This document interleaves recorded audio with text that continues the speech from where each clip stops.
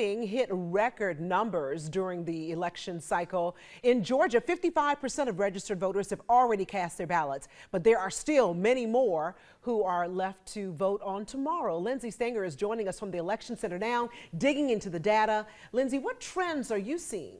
Yeah, Dawn, so it seems like a lot of Georgia voters have really bought into that idea of early voting with those record numbers you were talking about. But I brought up this map from the Secretary of State's office. And as you can see, these lighter greens over here, those are the areas that are reporting less than 50% of early voting and absentee ballots being mailed in. But the biggest takeaway really is all of those rural areas, the rural Georgias, those are where the candidates need to get people out to the polls. Early voting started with a bang. Started hot and ended with over half of Georgia's voters heading to the polls or sending in those absentee ballots, leaving tomorrow less packed than in the past. Many rural counties trailing behind that 50% mark ahead of Tuesday's election. Screven County sitting at just under 50% following the end of early voting on Friday. Voters have already turned out, and we're hoping to see a lot more tomorrow. Please make the effort to come out and vote. Screven County Election Supervisor Stacy Scott McKinney says that she saw a spike in that last-minute registrations from smaller towns across the county, proof that rural Georgia is still very much in this election cycle. We're really happy to see that so many people are becoming involved in the process.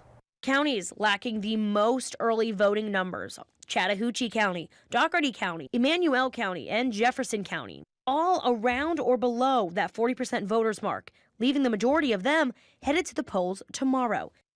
According to the Secretary of State's office, Brad Raffensperger expects to see 1.1 million people turn out statewide tomorrow. Many rural counties are trailing in early voting numbers, but not all. Candler County has a single polling place that is gearing up for the busiest day, even though they have already reached that 53% of voters that have already casted their ballots. Well, you can see we've got double the machines out that we normally have, so we're expecting to have, we're hoping that we'll have a turnout of something in the 1,500 range, between 1,000 and 2,000. That would be a really good turnout for us.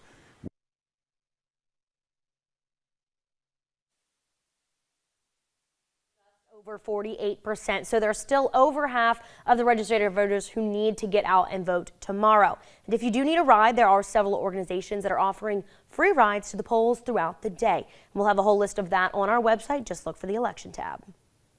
Thanks a lot, Lindsay. WTOC will be closely watching those races tomorrow night. We will bring you all the results as they come in, and you can watch our coverage right here on the Big Red 11, as well as WTOC Plus, WTOC.com, and our other social media platforms.